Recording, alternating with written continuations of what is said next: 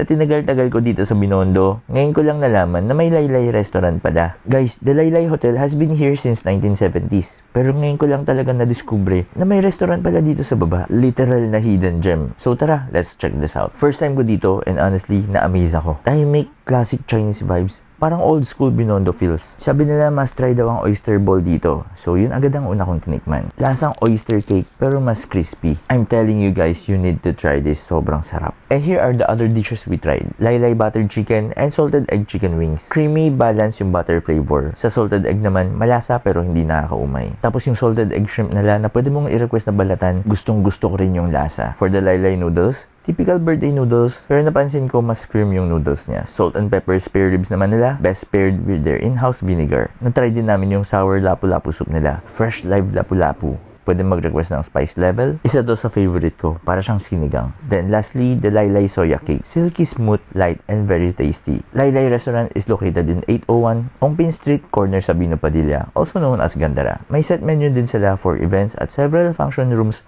perfect for group dinners, karaoke nights, or even full events. So kung naghahanap kayo ng place sa Chinatown na may classic Chinese dishes, tahimik na ambience at legit na hidden gem vibes, Laylay Restaurant is definitely worth checking out. Minsan no, kahit gaano ka pa katagal sa isang lugar, may madidiscover ka pa rin. This is your Binondo Boy Jancy. See you around.